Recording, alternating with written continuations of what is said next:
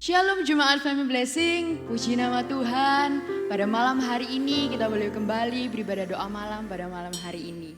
Mari kita siapkan hati kita, biarlah pada malam hari ini kita boleh sama-sama menerima lawatan dan hadirat dari Tuhan. Mari kita satu dalam doa. Tuhan Yesus, terima kasih untuk segala kemurahan-Mu, segala kebaikan-Mu dalam hidup kami Tuhan. Hingga pada malam hari ini kami boleh mendapat kesempatan untuk boleh beribadah kembali. Biarlah Tuhan Yesus, malam hari ini kami boleh menerima hadirat-Mu, hadirat yang mampu memulihkan setiap hati, penuh damai sejahtera dan sukacita dari Engkau. Di dalam nama Tuhan Yesus, haleluya, amin. Saya undang bersama, mari kita semua bangkit berdiri, mari kita memuji dan memuliakan Tuhan.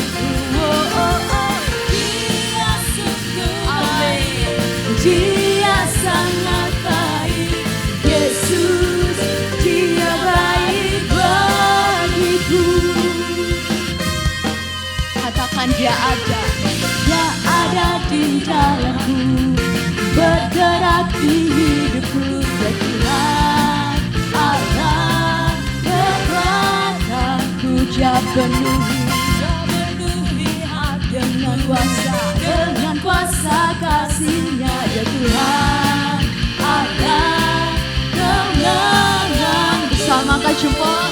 Dia sungguh baik, Dia sangat baik, Yesus, Dia baik bagiku.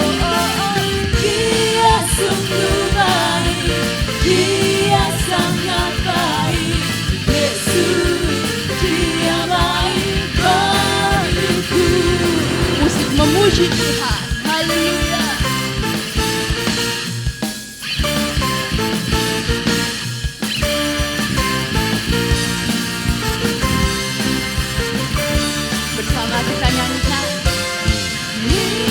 So good to you, He's so good to Jesus. He's so good to you and me. He is so good to you, He is so good to me. Jesus, He's so good to you, and one more time. He is so good to you, He is so good to me. He's so good to you and me. He is so good to you, He is so good to me. Jesus, He's so good to you and me. Jesus, He's so good to you and me. Jesus, He's so good to you. He's so good to me. He's so good to you and me. Mari bersama kita berikan sorak-sorai kemenangan bagi Yesus. Haleluya. Kita percaya bahwa Tuhan kita dahsyat dan ajaib. Amin. Saya persilakan untuk jemaat boleh kembali duduk. Mari kita persiapkan hati kita lebih lagi untuk kita masuk dalam penyembahan.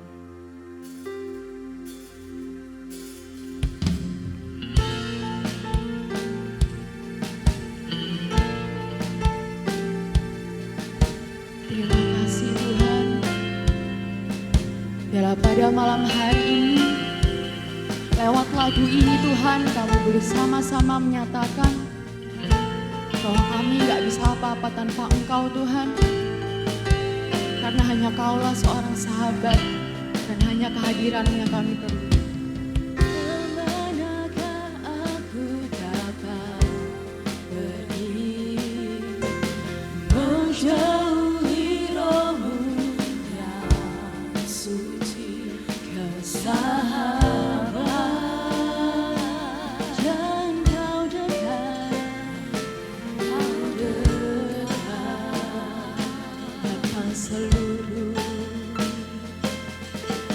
bahkan seluruh pengabdianku tak bisa membalas kesetiaan-Mu, sungguh mulia dan berharga,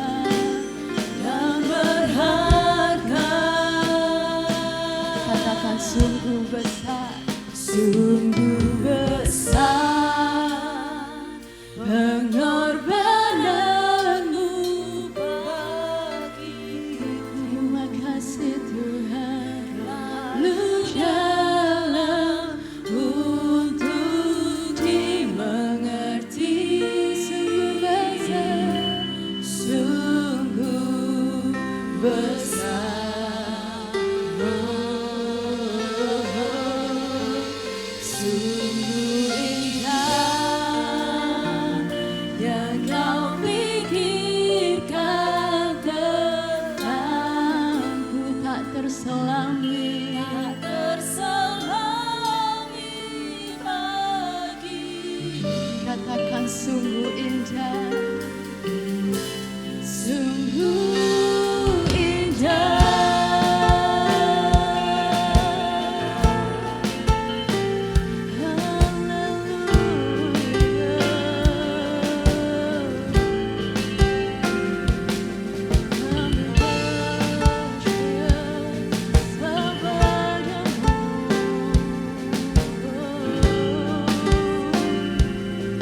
Bersama kita nyanyikan. Kemanakah aku dapat pergi, menjauhi Roh-Mu yang suci, Kau sahabat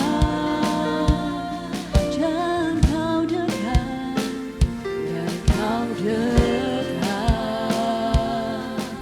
bahkan seluruh pengabdian kami, bahkan seluruh pengabdianku tak bisa membalas kesetiaan-Mu, sungguh mulia dan berharga,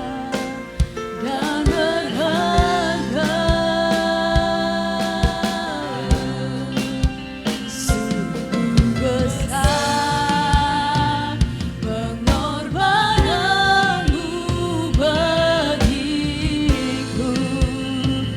terlalu dalam untuk dimengerti, sungguh besar, sungguh besar, sungguh indah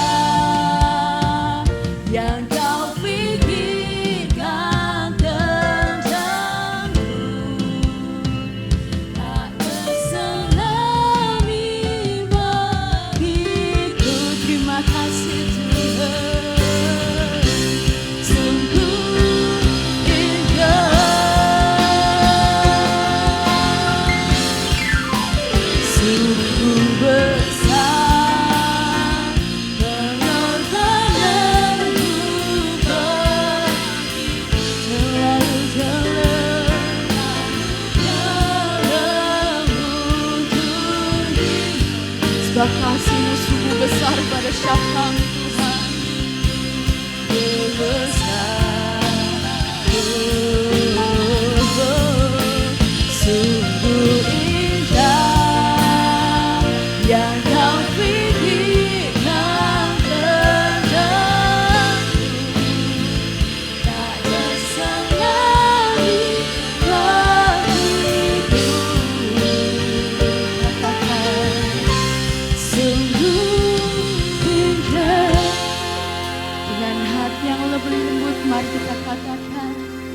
Sungguh besar pengorbananmu bagiku, terlalu dalam untuk dimengerti. Sungguh besar, sungguh besar,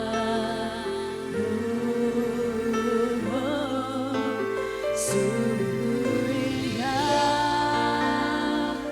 yang kau pikirkan tentangku, tak terselami bagiku. Katakan sungguh indah, sungguh indah. Dengan iman mari kita nyanyikan.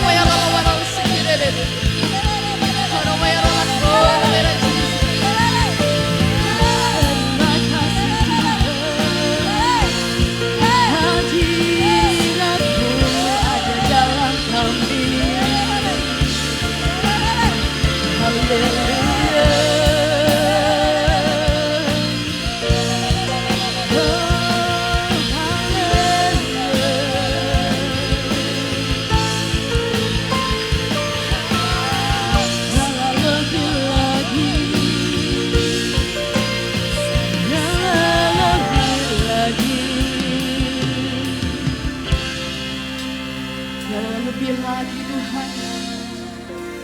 Kami boleh menyembah Engkau dalam roh dan kebenaran. Kami percaya Tuhan, dimanapun kami semua berada, hadirat-Mu tetap sama, mampu memulihkan setiap hati, mampu memberikan damai dan sejahtera bagi kami semua Tuhan. Terima kasih Tuhan, ku tinggikan Engkau Tuhan, melebihi segalanya, lebih dalam ku menyembah dalam roh dan kebenaran. Ku tinggikan Engkau Tuhan, melebihi segalanya, lebih dalam ku menyembah di dalam roh dan kebenaran selamanya.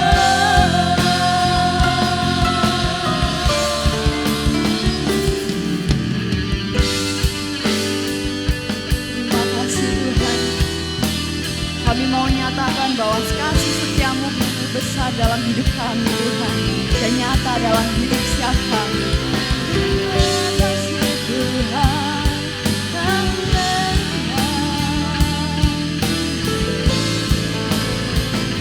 Bersama-sama kita nyatakan. Sungguh besar setiamu nyata dalam kami, nyata di sepanjang hidupku. Darah-Mu telah layakan kehidupanku, tiada kata, tiada kata yang bisa lukiskan indahnya Kau Tuhan. Bagi-Mu segala pujian dan kemuliaan. Mari kita angkat tangan kita. Ku tinggikan Engkau Tuhan, melebihi segalanya, lebih dalam ku menyembah di dalam roh dan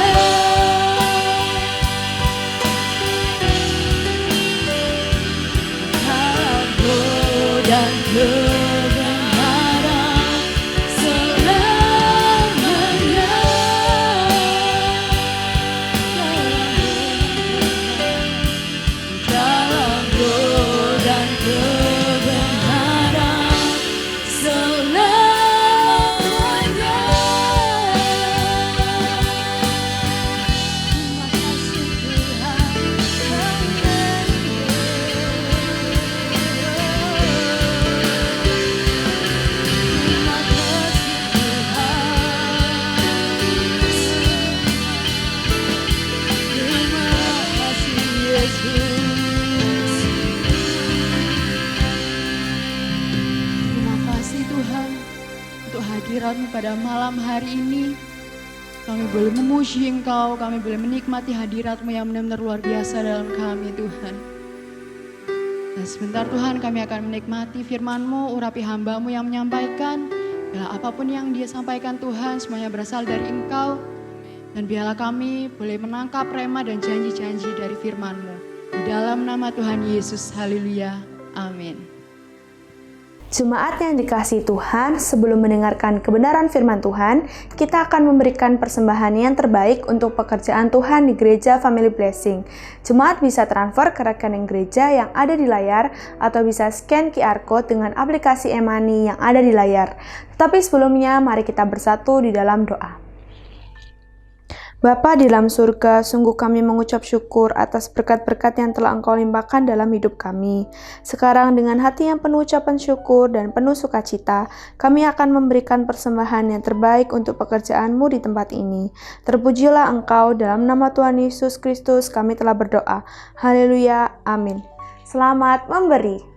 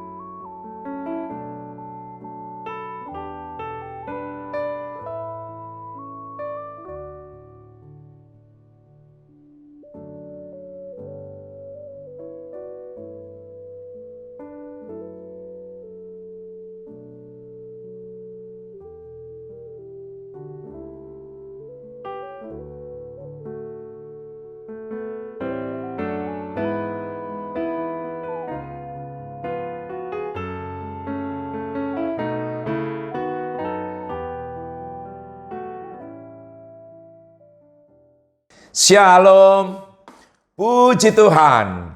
Kembali lagi kita berjumpa dalam ibadah pada saat ini, walaupun sifatnya online. Saya percaya ini tidak mengurangi kehadiran Tuhan di dalam ibadah kita ini, dan juga tidak mengurangi berkat yang akan Tuhan berikan kepada kita semuanya.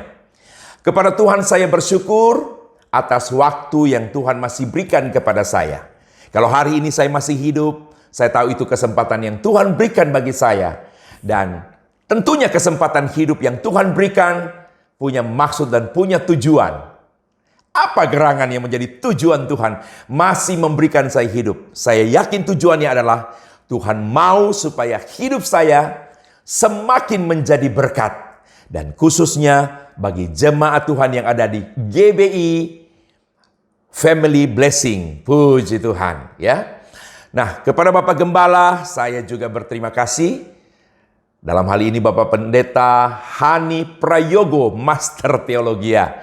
Saya kenal hamba Tuhan ini sebagai hamba Tuhan yang selalu ceria dan selalu bersemangat. Puji Tuhan, jarang kita temukan gembala yang cara memuji Tuhan selalu berekspresi dan sebagainya, ya.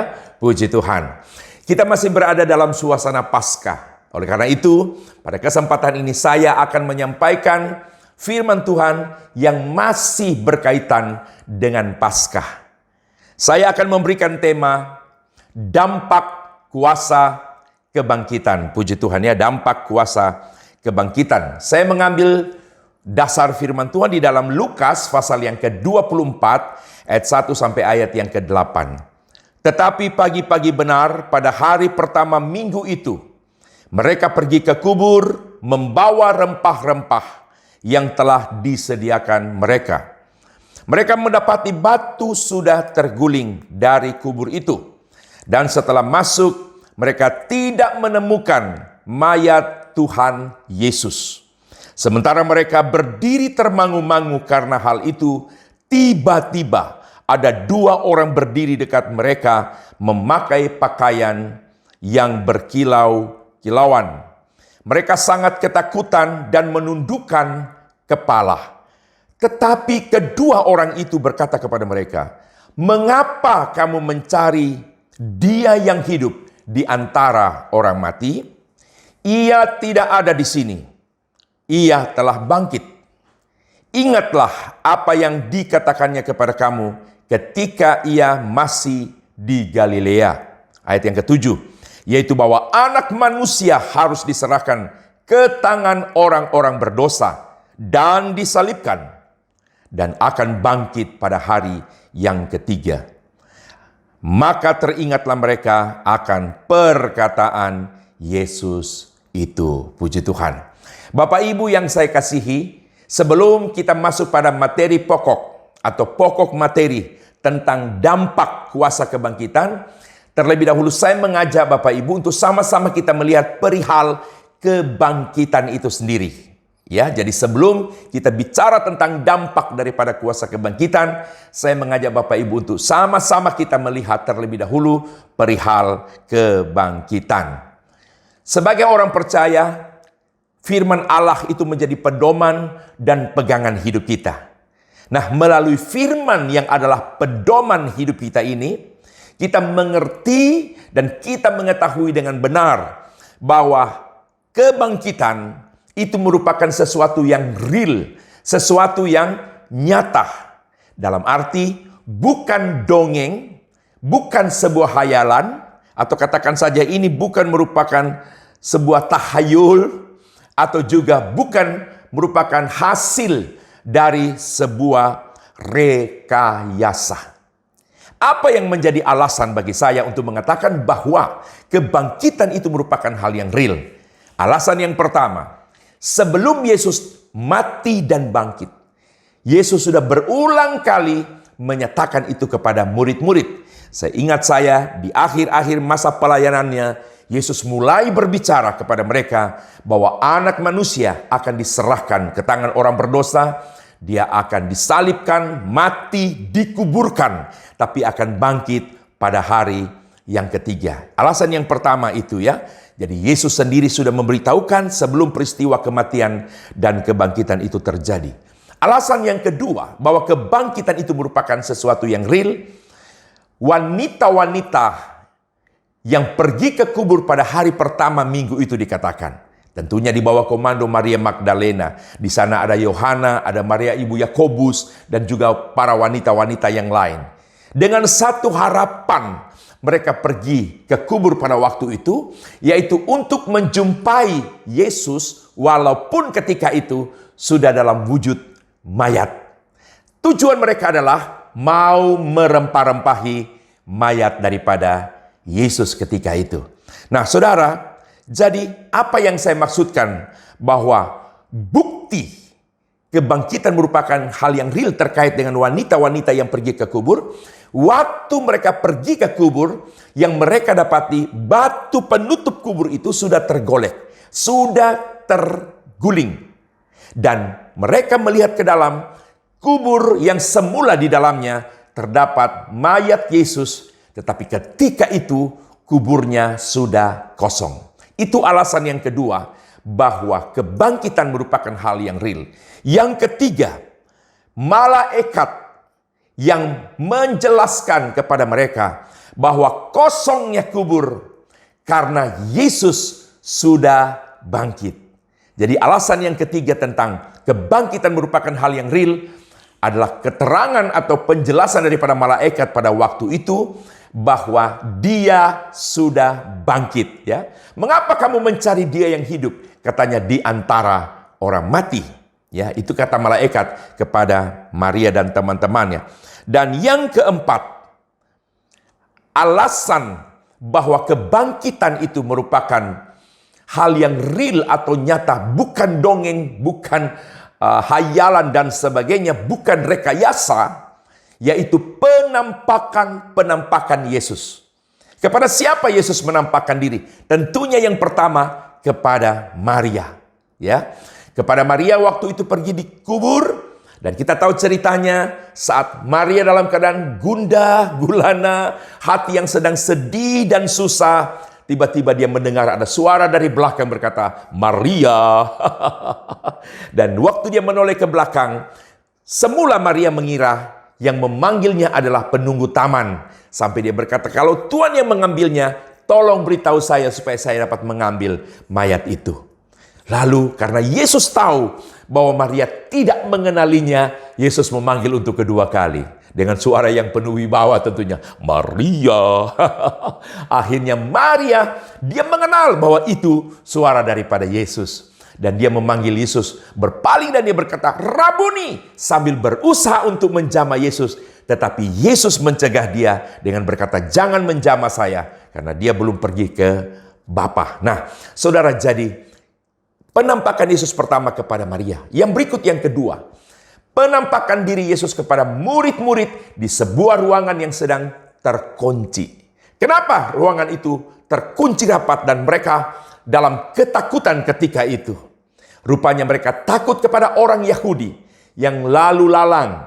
Dalam bahasa kita di sini mengatakan riwa-riwi, ya. Mereka takut jangan sampai nasib mereka terjadi seperti Yesus, ditangkap, disiksa, disalib, mati dan sebagainya.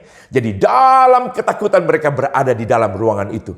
Tetapi Yesus yang sudah bangkit, yang tidak bisa lagi dibatasi oleh ruang dan waktu, seketika saja dia hadir di tengah mereka dan berkata, "Damai sejahtera bagi kamu." Jadi penampakan diri yang kedua. Dan yang ketiga, penampakan diri juga Yesus kepada siapa? Murid-murid juga ketika itu waktu mereka berada di Danau Tiberias, di tepi Danau Tiberias. Kita tahu cerita bagaimana mereka pergi menangkap ikan semalaman lalu mereka tidak mendapatkan apa-apa. Waktu mereka pulang, jarak yang tinggal 200 hasta. Kalau kita hitung kalau kita hitung kilometer, meter maksud saya, kalau kita hitung menjadi meter dari hasta, itu jarak tinggal mencapai sekitar 90 meter. Yesus berdiri di sebuah batu dan dia berkata, "Adakah padamu lauk pauk?" Dan kelanjutan daripada cerita ini, Yesus menyuruh mereka menebarkan jala di sebelah kanan perahu dan mereka menangkap sejumlah besar ikan. Jadi penampakan diri Yesus yang ketiga. Kemudian yang berikut yang keempat, kepada siapa Yesus menampakkan diri? Kepada dua murid Yesus yang sedang turun dari Yerusalem menuju ke Emmaus. Dalam perbincangan mereka yang masih terdapat unsur keraguan-raguan perihal berita kebangkitan Yesus yang mereka dengar dari para wanita itu. Tiba-tiba saja Yesus masuk di antara mereka dan Yesus bertanya, "Apa yang kamu percakapkan sementara kamu dalam perjalanan?" dan sebagainya. Nah, penampakan diri Yesus yang keempat kepada dua murid Yesus yang satu dikatakan bernama Kleopas. Dalam cerita ini dikatakan pada akhirnya mereka tahu yang bersama dengan mereka adalah Yesus. Kemudian yang berikut, di kesempatan yang lain kepada 11 murid yang ada di Yerusalem ketika itu. Kepada mereka juga Yesus menampakkan diri. Lalu kita tahu juga cerita dari puncak Bukit Zaitun. Waktu Yesus akan terangkat. Itu peristiwa sudah hari yang ke-40 setelah kebangkitannya. Ada ratusan pasang mata yang menyaksikan Yesus terangkat. Jadi kebangkitan merupakan sesuatu yang real, yang nyata, yang patut diterima dan patut dipercaya. Kita lihat dengan beberapa alasan tadi, ya, puji Tuhan. Nah, saudara yang saya kasihi di dalam Tuhan, sebuah ayat lagi di dalam Kisah Para Rasul pasal pertama ayat yang ketiga, ini terkait dengan kebangkitannya, bahwa kebangkitan itu merupakan sesuatu yang real atau nyata. Kepada mereka ia menunjukkan dirinya setelah penderitaannya selesai. Dan dengan banyak tanda ia membuktikan bahwa ia hidup. Sebab selama 40 hari ia berulang-ulang menampakkan diri dan berbicara kepada mereka tentang kerajaan Allah. Bapak Ibu yang saya kasihi, jemaat GBI Family Blessing yang saya kasihi dalam Yesus Kristus. Perihal kebangkitan Kristus, bagi kita orang percaya ini merupakan sesuatu hal yang bersifat mutlak untuk kita apa? Percayai dan kita yakini. Tidak bisa tidak, mau tidak mau.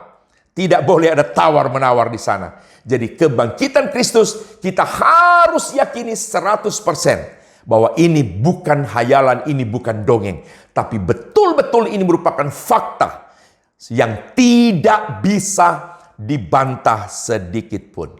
Mengapa hal kebangkitan harus kita yakini 100%? Saya mau katakan kepada saudara, karena di luar kita sana, mereka yang tidak sepaham dengan kita, mereka punya pemahaman yang berbeda. Mereka tidak percaya bukan hanya kepada kebangkitan, kematiannya pun mereka tidak percaya. Jadi itu yang menjadi alasan mengapa kita harus meyakini betul, karena banyak orang yang tidak percaya. Alasan mereka adalah yang mati bukanlah Yesus. Dalam versi mereka berkata kalau yang mati bukan Isa, tetapi orang yang diserupakan. Ini faham mereka. Jadi mereka berkata, kami tidak percaya yang bangkit itu Yesus, karena kematiannya saja mereka tidak percaya. Istilahnya begini, tidak mungkin yang mati pribadi lain, lalu yang bangkit pribadi lain. Atau katakan saja, yang mati Yudas yang diserupakan, lalu yang bangkit Yesus. Itu sesuatu yang tidak mungkin. Jadi oknum yang sama yang mati, maka oknum itulah yang bangkit. Kalau mereka tidak percaya yang mati Yesus, kita justru percaya 100%. Terlebih lagi, kalau kita percaya dia yang sempat mati secara fisik, tubuhnya sebagai manusia, maka kita percaya dia sudah bangkit. Dan peristiwa itu terjadi lebih kurang 2000 tahun yang lalu. Puji Tuhan. Saudara yang saya kasihi di dalam Tuhan, menjadi orang Kristen tanpa memiliki keyakinan bahwa hal kebangkitan atau katakan mati dan bangkit itu merupakan sesuatu yang benar-benar terjadi, saya katakan iman kita mudah rapuh. Saudara, dialog-dialog yang terjadi di YouTube, kalau Bapak Ibu perhatikan, kadangkala dua agama besar di Indonesia ini selalu ada debat, ada dialog. Tapi sejauh yang saya lihat tidak pernah ada titik temunya. Untuk hal-hal yang lain mungkin iya, tersangkut dengan Musa, tersangkut dengan nabi-nabi dan yang lain-lain. Tapi kalau sudah bicara tentang pribadi Yesus, lebih spesifik lagi bicara tentang mati dan bangkitnya, di situ letaknya tidak akan pernah ketemu. Sampai saya katakan begini, mau sampai kapanpun dialog, ya, debat yang dibuat tidak akan pernah menemukan titik temunya. Puji Tuhan. Jadi biarkanlah mereka tidak percaya yang mati dan bangkit itu Yesus, tapi sebagai orang yang percaya, kita yakin 100% bahwa Yesus memang secara fisik dia mati, tapi Yesus yang sama juga dia bangkit. Puji Tuhan. Nah, saudara yang saya kasih dalam Tuhan, bertolak dari pemahaman yang salah mereka bahwa yang mati bangkit itu bukan Yesus, tidaklah salah kalau saya katakan. Mereka berkata kematian Yesus.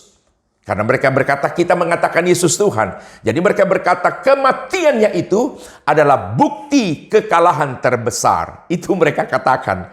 Tapi biarkan saja. Untuk kesekian kali saya katakan biarkan saja.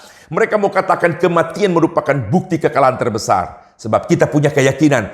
Justru melalui kematiannya itulah kita memperoleh hidup yang kekal. Puji Tuhan. Saudara, bicara mati dan bangkit itu merupakan sesuatu yang bersifat rohani. Dan Alkitab sudah mengatakan Orang dunia tidak bisa percaya, mereka tidak bisa terima sesuatu yang sifatnya rohani. Artinya, hanya kita yang punya Roh Kuduslah yang bisa percaya dan meyakini serta menerima bahwa kematian dan kebangkitan itu terjadi dan punya tujuan. Lewat mati, kita pasti akan dibangkitkan, dan waktu dia hidup itu artinya kita akan mendapatkan hidup yang kekal. Puji Tuhan. Baik, tidak berlama-lama, saya akan masuk saja kepada apa dampak daripada kuasa kebangkitan. Yang pertama, dampak daripada kuasa kebangkitan, menggantikan duka cita menjadi sukacita. Siapa oknum yang saya akan ambil sebagai contoh? Maria. Kita tahu bahwa waktu Maria menemui kubur itu kosong, hati mereka sedang susah, pasti ada tangisan, mereka dikatakan termangu-mangu, hati mereka menjadi sedih dan sebagainya. Saudara yang saya kasihi, saya yakin, saya percaya, ketika kubur kosong, harapan mereka itu pupus. Dan yang meliputi mereka, selain duka cita yang sudah ada karena kehilangan Yesus, duka cita itu seakan bertambah karena mayat Yesus tidak ada lagi. Tetapi apa yang terjadi? Ketika pada akhirnya penampakan Yesus kepada Maria, dan Maria mengenal Yesus, dan dia menyapa Yesus berkata, Rabuni, saya yakin seketika itu juga hatinya yang berduka cita berubah menjadi sukacita. Yang susah menjadi senang. Kenapa? Karena pada akhirnya Maria tahu bahwa ternyata kosongnya kubur, mayatnya bukan karena dicuri orang, tetapi karena Yesusnya bangkit. Jadi menggantikan duka cita menjadi sukacita. Adakah di antara Bapak Ibu hari ini yang sedang berduka cita? Tidak peduli apa yang menjadi dasar duka cita Bapak Ibu. Kuasa kebangkitan mampu menggantikan duka cita itu dengan sukacita yang besar. Puji Tuhan. Yang kedua, apa dampak daripada kuasa kebangkitan?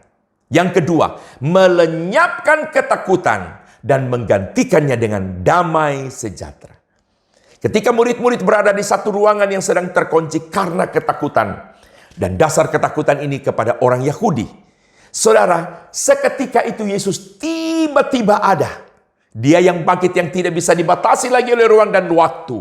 Dia tampil, hadir di tengah mereka, menyapa mereka yang sedang takut. Damai sejahtera bagi kamu. Saya yakin, saya percaya, ketakutan yang sementara meliputi mereka, ya, mereka diliputi rasa takut. Seketika itu ketakutan mereka hilang dan digantikan dengan damai sejahtera. Apa yang menjadi dasar ketakutan kita hari ini? Kita takut karena ekonomi, masalah ekonomi. Kita takut karena masalah usaha, masalah pekerjaan, masalah rumah tangga keluarga, masalah kesehatan, masalah studi. Apakah kita juga takut menghadapi masa depan kita? Tidak peduli.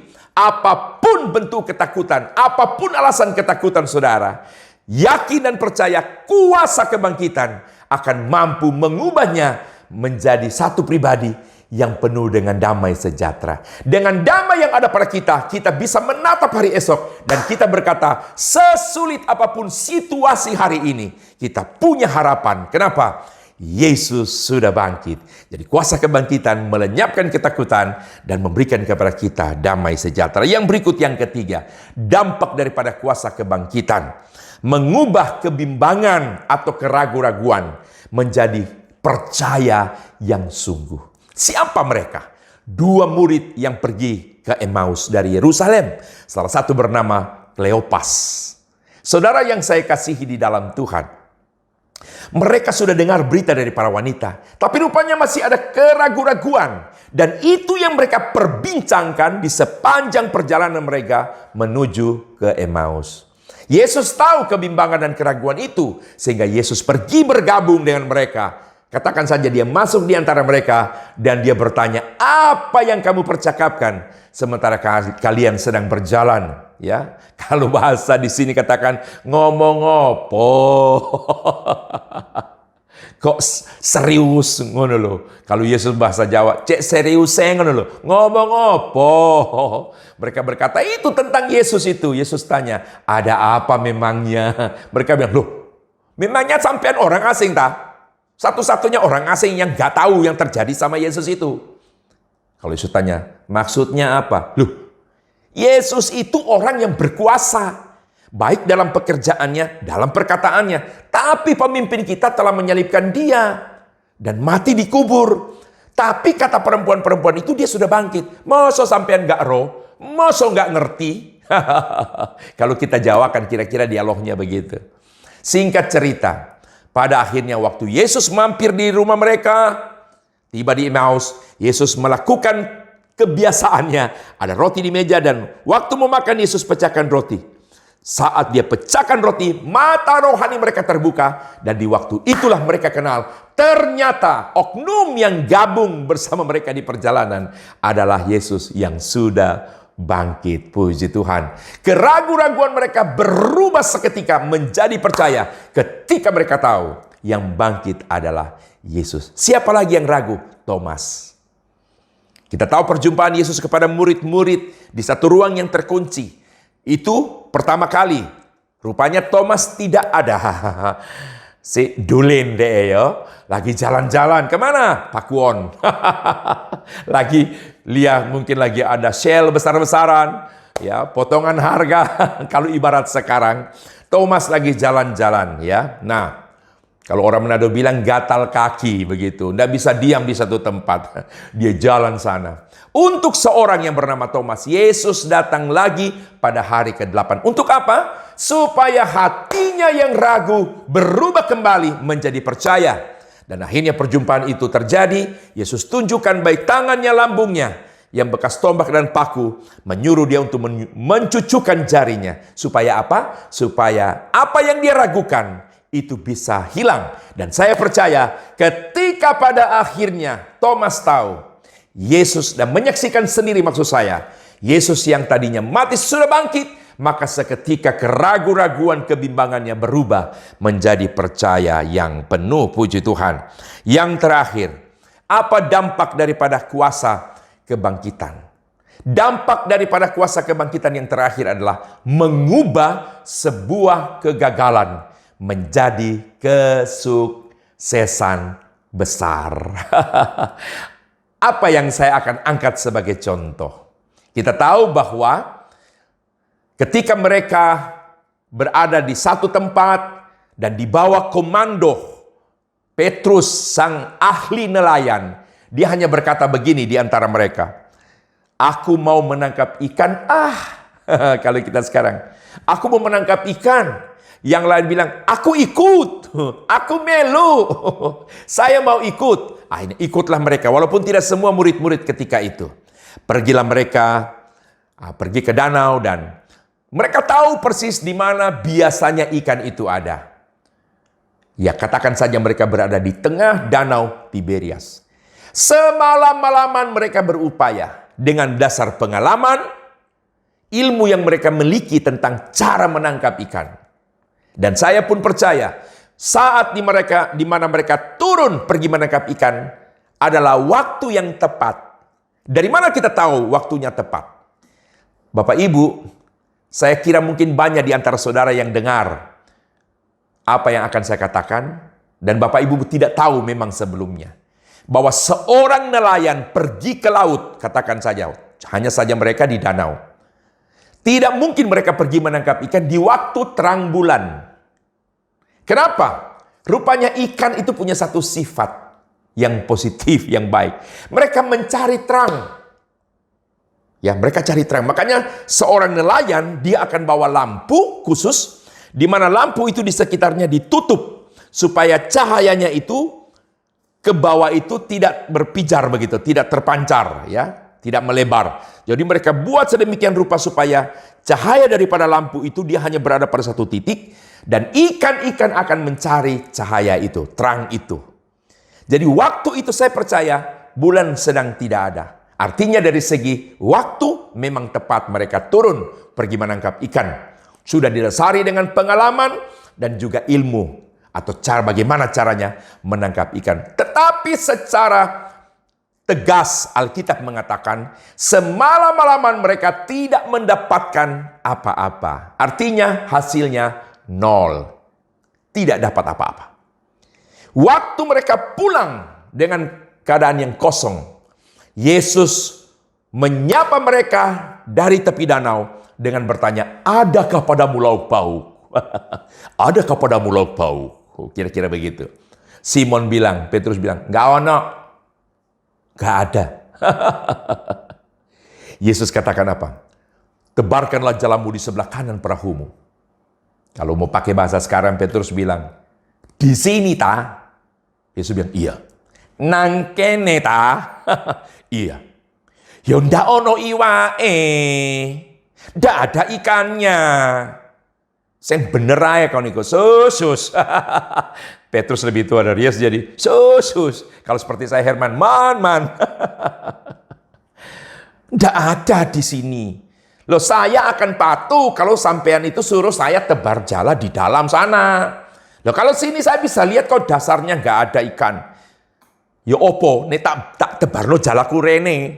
Koncoku nang buriki iso ngomong aku ngene. Itu kalau bahasa Indonesianya. Kalau sampai saya menebarkan jala di sini, teman-teman saya yang ada di belakang bisa berkata saya gila. Ya opo, ndak ono. Tapi rupanya Yesus tidak akan menyerah dengan itu. Yesus tetap saja berkata, tebarkanlah jalamu sebelah kanan perahumu. Akhirnya Petrus dengan terpaksa, dia tebarkan jala dengan wajah seperti ini. Ini wajah orang yang melakukan sesuatu dengan tidak setuju, kira-kira begitu. Tapi karena Yesus yang suruh, ya wes, talakokno ae. Seperti itu. Tanpa dia duga, tiba-tiba bunyi. Kalau saya tanya, bunyi apakah itu? Saudara pasti jawab, bunyi ikan. Saya bilang, bukan, bunyi mulut saya. Itu pun bukan bunyi ikannya, bunyi air. Karena ikan berkocak begitu ya. Mereka bergerak itu, lompat sana, lompat sini, dan sebagainya. Yang semalaman kosong, gagal, Tuhan ubah menjadi sebuah keberhasilan atau sukses yang besar. Hanya dalam tempo beberapa menit saja, kegagalan berubah menjadi kesuksesan. Jadi kalau kita lihat perbandingan waktu, semalam-malaman dengan beberapa menit. Jadi antara perintah direspon dengan cara itu, anggap saja dengan dialog persiapkan jala 5 menit saja. Kita ambil saja waktu 5 menit. Ya. Tapi ini sesuatu yang luar biasa. Satu pengalaman yang bersifat supernatural. Ilmu pengalaman tidak berhasil. Tapi kuasa kebangkitan mampu mengerjakan sesuatu. Gagal berubah menjadi sukses yang besar. Puji Tuhan. Tetaplah percaya bahwa Yesus yang sempat mati secara fisik, tapi dia tidak tinggal mati. Dia sudah bangkit dari kematian. Dan kebangkitan Yesus itu merupakan jaminan untuk kita bisa berubah. Kalau tadi kuasa kebangkitan merubah dari posisi yang mati menjadi hidup, maka kuasa yang sama akan mengubah hidup kita. Yang takut bisa punya damai sejahtera, yang duka cita bisa punya sukacita, yang ragu, yang bimbang akan menjadi percaya penuh, yang gagal akan menjadi sukses, yang hancur, yang rusak akan dipulihkan. Kita yakin dan kita percaya Tuhan Yesus memberkati kita semua. Saya akan akhiri renungan firman Tuhan ini dengan doa. Bapa di dalam sorga, kami datang kepadamu pada saat ini, mengucap syukur buat kasih dan anugerah-Mu bagi kami semua. Masih ada kesempatan untuk memuji menyembah Engkau. Masih ada kesempatan untuk kami dapat mendengar firman Tuhan. Dan kami bersyukur karena Engkau yang sudah bangkit. Dan saat ini kami telah dengar firman, dampak daripada kuasa kebangkitan dapat mengubah, menggantikan rasa duka cita menjadi sukacita. Dapat melenyapkan ketakutan, digantikan dengan damai sejahtera. Dapat mengubah keraguan-raguan dan kebimbangan menjadi percaya yang penuh. Dan kuasa kebangkitan itu dapat mengubah kegagalan kami menjadi sukses yang besar. Meteraikanlah firman-Mu di hati kami semua Bapa. Remakan di hati kami sehingga melalui ibadah khususnya pemberitaan firman Tuhan ini, mereka yang mendengar, mereka akan mengalami kuasa kebangkitan. Di dalam nama Yesus terjadi dan terjadi. Haleluya. Meteraikan sekali lagi firman Allah ini. Hanya di dalam satu nama Tuhan, Yesus Kristus Juru Selamat kami, Allah kami yang hidup kami sudah berdoa, mengucap syukur. Haleluya. Amin. Shalom. Puji Tuhan. Sampai kita jumpa lagi pada kesempatan yang akan datang. Amin. Mari kita tutup ibadah doa malam ini di dalam doa. Tuhan Yesus, terima kasih untuk anugerah-Mu yang luar biasa. Kasih setia Tuhan Yesus sungguh nyata dan ajaib. Kami percaya perjalanan kehidupan kami sepanjang tahun ini terus di dalam perlindungan dan pemeliharaan Tuhan. Engkaulah Allah sumber kekuatan, sumber perlindungan, sumber berkat. Pengharapan kami hanya kepada Tuhan Yesus. Dan tidak akan pernah dipermalukan orang yang berharap kepada Tuhan Yesus saja. Terima kasih untuk ibadah doa malam saat ini. Terima kasih firman-Mu boleh menjadi kekuatan bagi kami. Dan kami mau jadi pelaku firman Tuhan. Berkati hamba-Mu yang sudah menyampaikan firman Tuhan. Berkati pelayanannya, kesehatan juga keluarganya. Berkati semua jemaat ini Tuhan. Jemaat GPI Family Blessing. Jemaat yang dikasih Tuhan, yang disayang Tuhan. Dan Tuhan terus menyertai hidup mereka. Dan membuat apa saja yang mereka kerjakan berhasil. Dan mereka sungguh mempersembahkan berkat-berkat yang sudah Tuhan curahkan juga untuk kemuliaan nama Tuhan. Diberkati dan menjadi berkat. Terima kasih. Terpujilah nama Tuhan. Berkati bangsa negara kami. Indonesia milik Tuhan.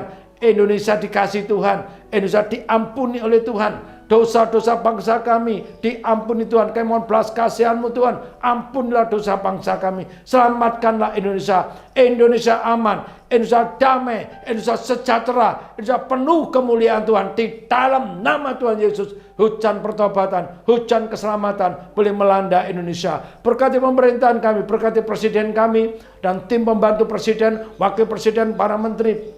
Pejabat di pusat maupun daerah Tuhan berkati dan biar mereka boleh melaksanakan tugas tanggung jawab mereka dengan takut akan Tuhan dan kejujuran dan keadilan. Terima kasih berkati wali kota kami Pak Eri, gubernur kami Bu Kofifa, juga Tuhan menolong mereka, menyertai mereka dan membuat mereka berhasil. Terima kasih Tuhan Yesus, terpujilah nama Tuhan. Indonesia di dalam perlindungan Tuhan. Engkau melindungi Indonesia juga dari bencana-bencana alam. Tuhan Yesus, tolonglah kami. Terima kasih. Terpujilah nama Tuhan. Mari jemaat, angkat kedua tanganmu dan terimalah berkat Tuhan. Tuhan memberkati engkau dan melindungi engkau. Tuhan menyinari engkau dengan wajahnya dan memberi engkau kasih karunia. Tuhan menghadapkan wajahnya kepadamu dan memberi engkau damai sejahtera. Dan berkat ini kau terima dalam nama Bapa, Putra, dan Roh Kudus. Yaitu di dalam nama Tuhan Yesus saat ini dan sampai selama-lamanya. Yang percaya bahwa saudara diberkati Tuhan semua katakan, amin. Tuhan memberkati.